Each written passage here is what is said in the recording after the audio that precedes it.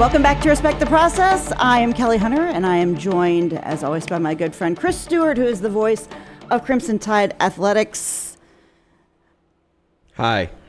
I mean, let's just jump in. Okay, my first question, because sometimes you do travel with them, sometimes you don't. Did you travel with them this past week? Did not. Okay. This was a smaller plane flight, so I got bumped and I drove and was actually pretty glad with that fact. Well, that's okay, because my main question was like the mood afterwards, because head coach Nate Oates was very quick to take any and all immediate blame. He did not want anything. He gave his team credit for playing 39 minutes and 30 seconds of good basketball. Right. And I know you get him, obviously, right when he comes off the court. So, I mean, you're the first one to get him after he's had a chance to kind of talk to the team. He goes to the locker room, he talks to his staff, and then he talks to me before he even talks to the team. Right. Okay. So in that regard, it's still pretty raw, but there is a deep breath anyway. And even in that, you could tell he was not happy with himself, with the management of that. And he was, I think, upset with substitution as much as anything. And he did that. He had the timeout in his hip pocket. Although I will say, look, and I don't want this to come across as an excuse of why Alabama lost. It's just a reality. When you're watching that, it wasn't 5 seconds. No. From the time the ball was handed to him until the ball leaves LeBaron Philon's hands. It's not 5 seconds. But that being said, and the only reason I bring that up, truthfully, the only reason I bring that up is I don't think he would have had time to get a timeout there. I agree with, or I understand. Well, I'm not going to. As the split-second assessment of what the situation is coming down to. Yeah. And to then having the presence of mind to, yes, call the timeout. That would have been, it was too fine a line right there to me. I get why he would include that in his laundry list of things that he feels like he could or should have done differently. The substitutions certainly didn't help on a rebounding standpoint. Taking bigs out, put guards in, and wishing he had done vice versa. Even though, Jaron Stevenson at 6'9", 6'10", is normally a very good rebounder. He just got beat to the basketball, got beat to the position, and when it happened, he fails to get the clean box out, and he's called for a foul, and they make 2 free throws, and that becomes a 4-point trip. And then you again, don't get the ball inbounds. He had a number of things that he was not pleased with himself about.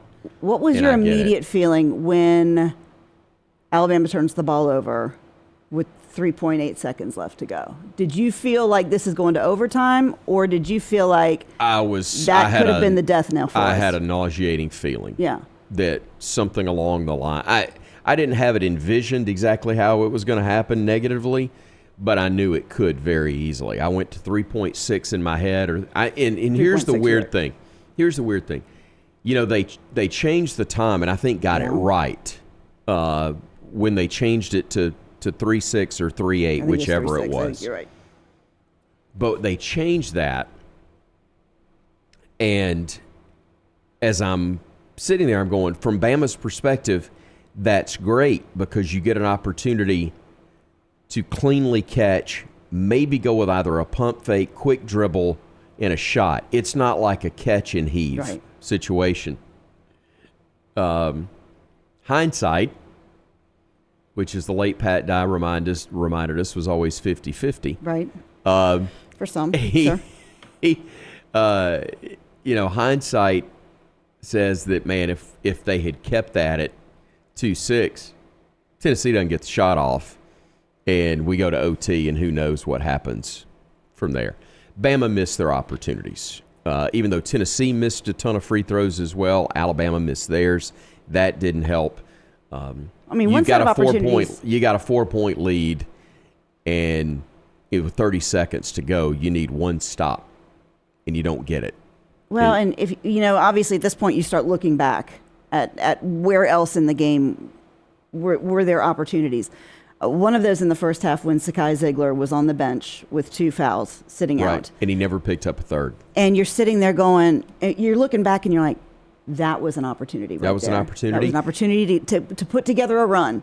Into the first half, it's a 7-point advantage for Alabama with less than 5 seconds to go. Yep. And they get an and one at the buzzer. Yep. So they scored 6 total points, I believe, in 8 seconds combined, counting the end of the first half and the end of the second half.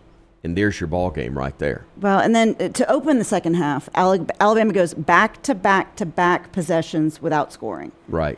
You would have these droughts that would once again give Tennessee that breath of life that they needed. When they couldn't to keep score it close. either, by the way, at the beginning of the second half. They, if I recall right, they didn't take full advantage either. But Alabama just, again, and again, a lot of that goes to Tennessee. I mean, Tennessee's credit. They defended the rim well. They eliminated second chances for Alabama in a lot of ways. They are who they are for a reason. And it's just a shame because you didn't have to do a lot. You know, Nate Oates takes blame, and understandably so, for a couple of strategic moves down the stretch, but the game plan he had set up, he and his staff had put together, had them right where they wanted to be. And so you can certainly make the claim, well, substitutions could have been made, should have been made. Also know from having played a little bit, you know, coaches put you in position to win, and it's up to you to get it done. You know, Jaron Stevenson will tell you he needed to get a clean box out on that rebound and didn't do it. There's, you know, again, a ton of things that everybody can point to that if you do just one thing differently, it factors in to the outcome. At the same time, Tennessee's got a bunch of those as well. But here's the interesting thing and crazy how it all plays out. You talk about coaches. You know, here's Nate Oates beating himself up a little bit and taking, you know, the public hit. Understandable. He's the coach. But he's taking that for his mistake. I'm watching it as it happens. And then it gets confirmed to me by the Tennessee head coach himself, Rick Barnes, who we know was a former assistant at Bama. Great guy. Tremendous guy. Comes by, he finishes his post-game radio interview with Bob Kessling, and it's done in front of the crowd, and he takes the headset off. He walks by, notices it's us, and comes by to shake hands, says, "What a ball game." And he starts laughing. He goes, "I'm trying like crazy to get a timeout." He goes, "I'm trying like crazy to get a timeout." And he goes, "Thank God they didn't see me." He goes, "That's twice in my career." He said, "The same play I had called when I'm coaching at Providence." And he said, "I'm trying like crazy to get a timeout in that game. They didn't see me. We hit a shot and win." He goes, "We won both of those games when the kids don't get the timeout that I'm trying to get called." I said, "See, great coaching." That's right.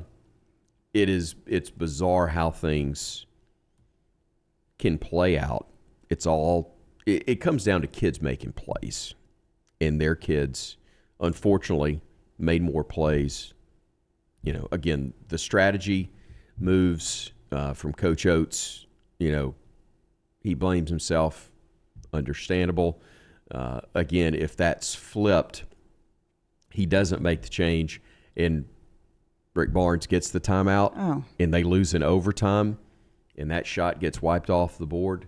Everybody's blaming him. Yeah. You know, and he's suddenly, as the coin is bouncing back and forth as to which side. Suddenly he's a terrible coach, even though that's not true either. When you look at the box score from Saturday, does it concern you when you look at your starters and you obviously, Mark Sears, great game, 24 points. Again, perfect at the free throw line. LeBaron had 13 points. After that, you have Grant with 7, Cliff with 5, and Chris Youngblood with 2. Yeah.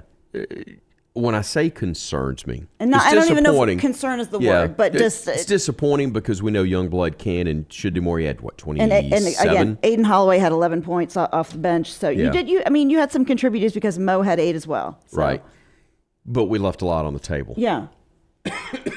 Again, My a lot of not apologies. finishing at the rim because I felt like there were some layups. There were some just easy buckets that should have been in there. No, I agree. And Tennessee's good, but I don't know that overall they have the length that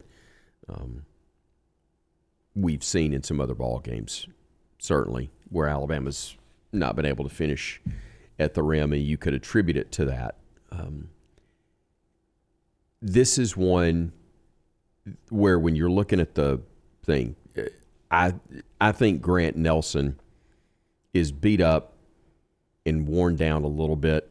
I think Now, there's 12 no way boards. you can. He did have 12 rebounds, absolutely. and he fought his butt off in there. He did, and so much of that is effort, and he's making some great plays in order for that to happen.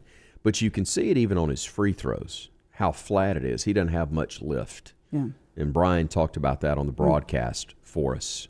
He made one or two very late that you just had to have, and he got those to go. But, man, the trajectory of his shots, whether it was a jump shot, three-point shot, jump shot, or a free throw, he was really struggling with that. And there were a couple of attempts at the rim that, frankly, should have been and ones, but he had no elevation whatsoever. And it's not like he's a guy who's, leaping over the top of the backboard, but he's got some hops now for a big. And he was on the floor a couple times too, where you could tell that he was getting, he as you said, took beat a couple up. of shots. And again, nothing bad, nothing. But he's been on the preliminary injury report a few times. But he'll tell you, he's got to be able to do more offensively. Youngblood, same way. Clifford, so much of his offense is throw it up to the rim and let him go get it. Yeah, and his presence in the paint too. It's what he does defensively, and he's not a great scorer, but he can catch it and throw it home. Yeah. And,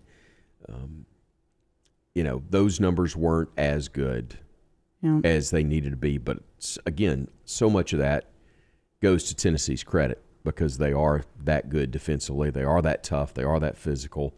And Alabama matched it pretty well, but in the crunchest of crunch times, couldn't quite get enough done. And I think part of what, and particularly how that game ended, we felt like we were coming off some of the highest of highs after we played Mississippi State, where everybody played. I mean, for the most part, everybody contributed in that game. Everybody played well.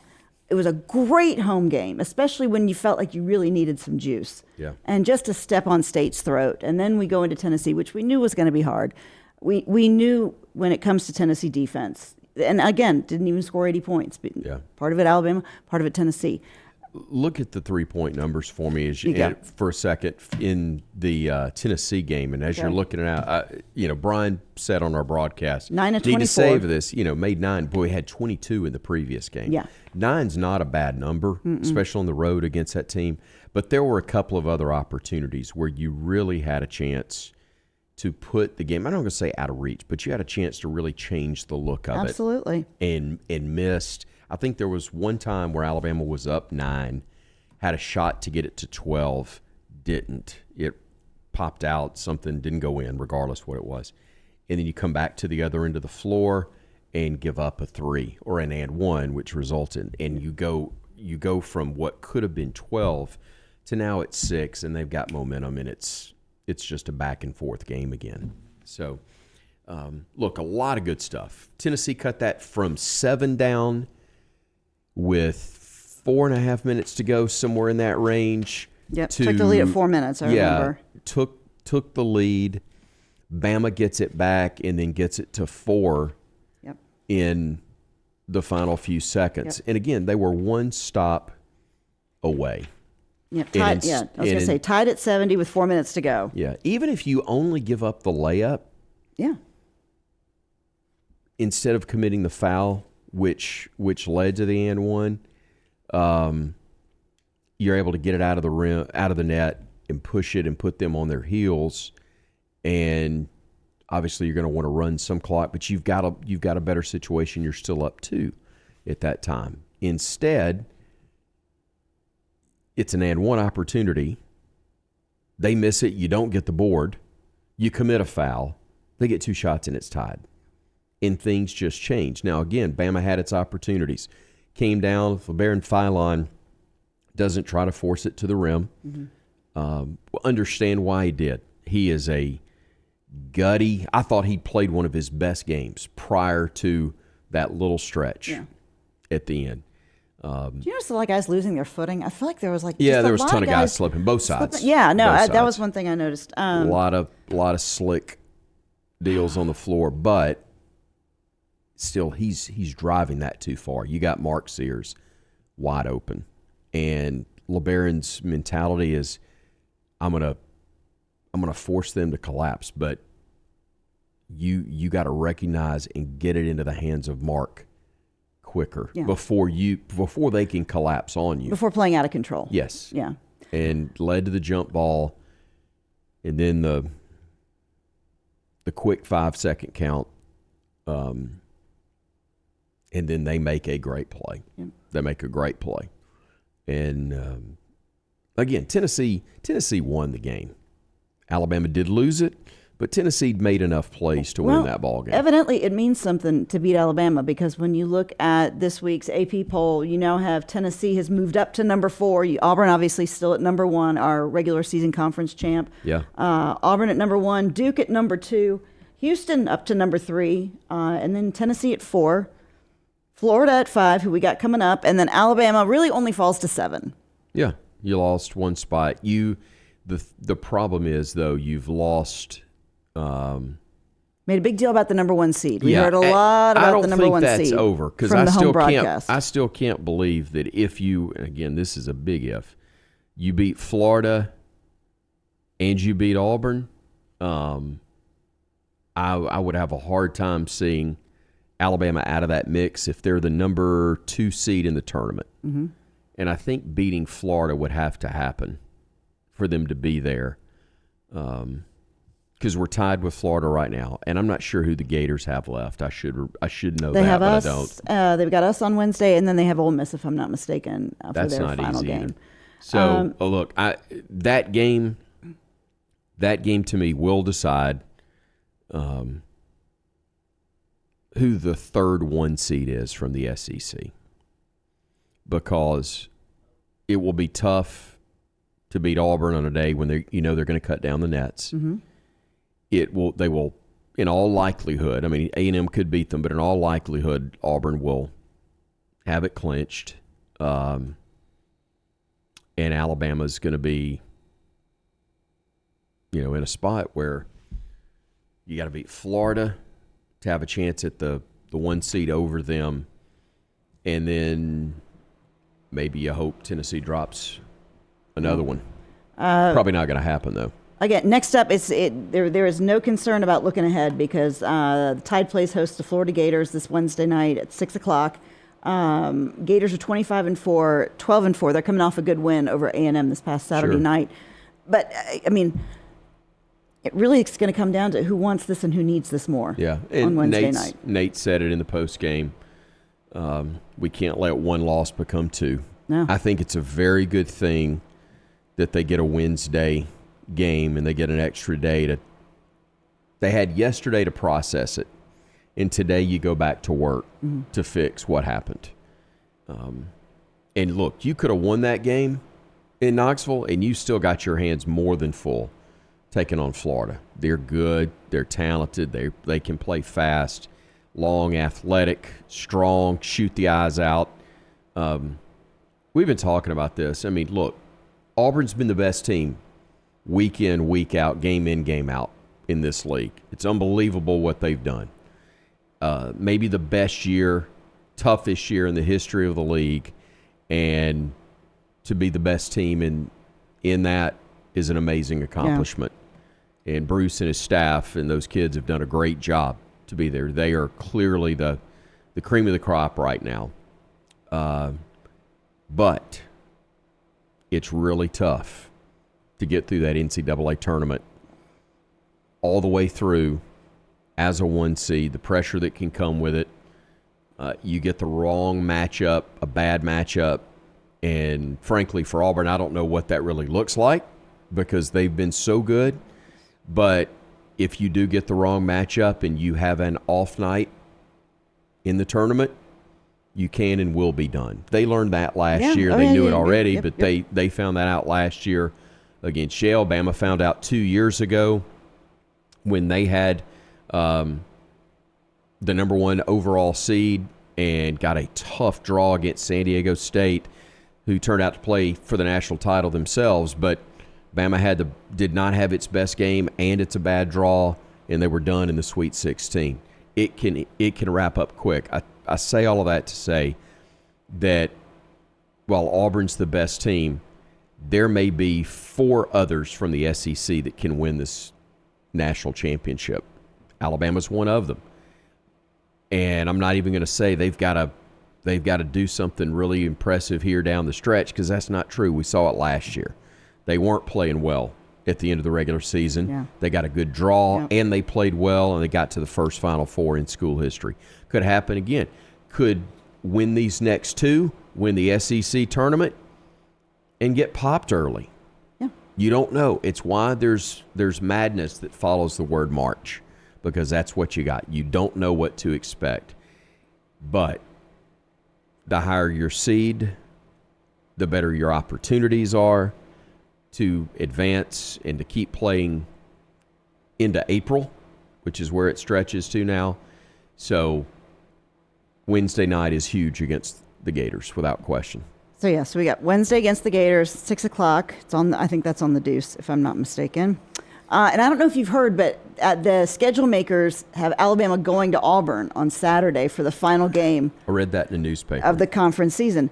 It's going to be wild. This will be the first time that they will have been back to Neville since beating Kentucky, since playing A&M on the road this week, and then they'll be back there. It's going to be just a wild environment. Again, they beat A&M.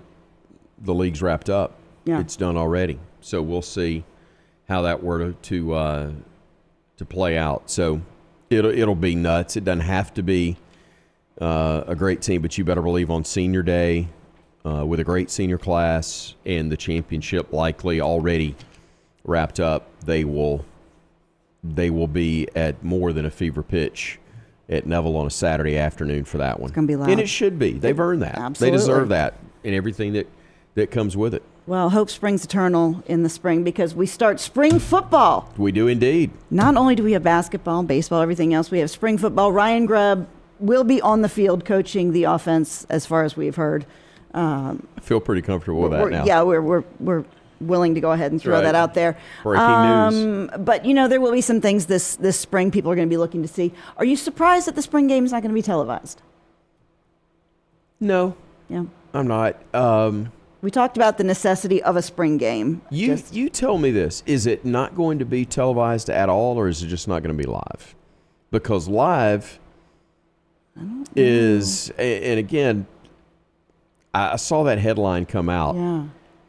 So many teams are getting away from the traditional game situation. Yeah. That I think it's become very tough for ES. It was a novelty 20 years ago, not quite 18 years ago, when Nick Saban's coming back into the college game. The novelty started 90,000 when and then you started having more games, and they would do the whip around coverage, or they would have everything on ESPN Plus. There will be previews of some type. Here's the other part of that. ESPN's getting cheap. ESPN's cutting back. They save money where they can, even though they use students with so much of their stuff on, the ESPN Plus and SEC Network Plus. I mean, it's basically getting students doing most of the production work on a lot of those things anyway. So they're getting inexpensive production work, but they still will save a buck even more where they can, and they may do a lot of that stuff in post. I don't know I don't know what that's going to look like, but from Alabama's perspective, televised, live or not, there's work to be done, and I'm really excited about getting out and seeing practice something I didn't have a chance to do last year because we were gone almost the entire spring on the road with basketball for the That's a good problem tournament. to have. It was a great problem to have. But I am looking forward to getting out and seeing them a little more leading up to a day itself. Okay, well, we'll talk a little bit more about that, but we still got a lot of basketball. And so I'm going to tell you, here's what your week looks like. Yes, ma'am. Okay, you're going to be in Tuscaloosa on Wednesday. Yes, ma'am. 6 o'clock game against the 5th-ranked Florida Gators. Then you'll need to go to Auburn on Saturday. I plan on doing that. Still number one. They're 27-2, 15-1. They're number one now. They will be number one They will Saturday. still be We number won't have one. another ranking, even if they were to lose. And that will be I don't know on- if they drop anyway. They didn't drop No. before, and I don't look. I think by this stage, you have enough of a body of work that it would be very tough to drop them from that spot, even if they did lose at Texas A&M. Okay, well, that's a 1:30 tip-off on ESPN. I'm sure it's 1:30 to 3:30. Just a real solid, maybe even 1:30 to 3. Just keep It'll it go quick. Keep it really.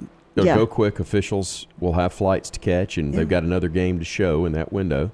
Well, That I mean, 3:30 window, so it'll go quick. you got work to do. So I just wanted to let you know where you're going to need to be this week. So. Look, I'm excited about it. I really am. It's disappointing It's as a heck. fun week, but- Well, it was disappointing as heck to lose to Tennessee. Yeah. There's no question.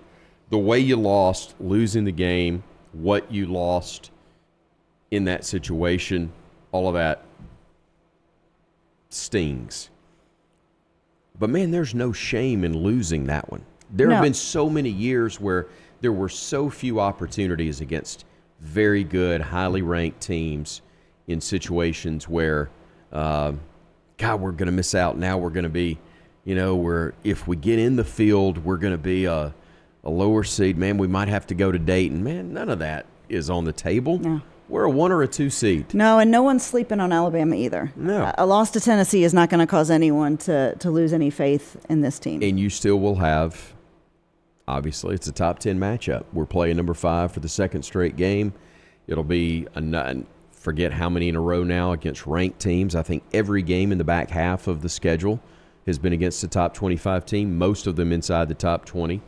And it will be 3 straight games against the top 5 that we'll finish with in the regular season. All right, well, you got work to do. You got work to do. You got to win one, get yourself a double bye so you don't have to play until Friday in the SEC tournament in Nashville. Can relax and watch first couple of days and rest up, heal up. That's probably the biggest thing.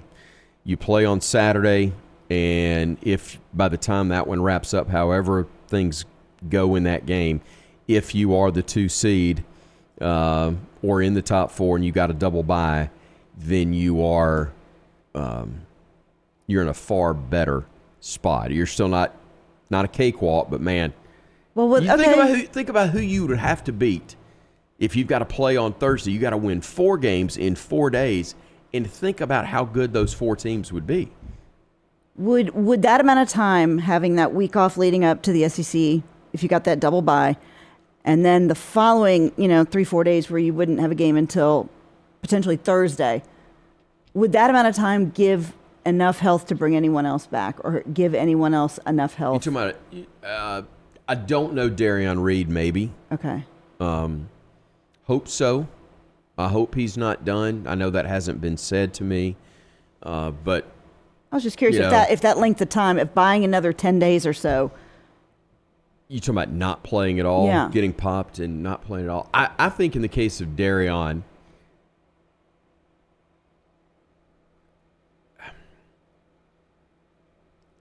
if you haven't been playing, it's not going to affect you. You're not going to see Latrell. I don't think you'll see Houston. I think that's a red shirt situation by now for him. And in the case of Latrell, just can't physically come back yet. Yeah. Looks great. He's doing terrific, but he's not ready to play. Won't be anywhere close to that for a while. Then in the case of Darion, potentially, but I think it's not about us not being in the SEC tournament that will impact him playing in the NCAAs. It's just a matter of when can he go, if he's able to go anymore this year. Okay. if you're looking for more of him, because who's not? ChrisStewart.online. That's so wrong. There's so much sarcasm in your voice when you say that. We have to give a huge thanks to Scott Forrester because his flexibility. Oh, yeah. Had to adjust the schedule. His credibility and his durability. I wow. mean, we don't deserve you. We don't. So, Scott, thank you. And well done. I know. Everything that you need, Crimson Tide related, you can find it at Cover Crimson, as well as every single day right here at Next Round with Jim and Ryan and Lance. I'm Kelly Hunter. For Scott Forrester and Chris Stewart, we want to thank you for watching. Next week, we'll get to talk about the SEC tournament. Will indeed. Talking matchups, and then I can't believe that we are just 2 short weeks away from some of the best days of the entire year. Before we leave, we need a reassuring Roll Tide. We'll see you next week. Take care.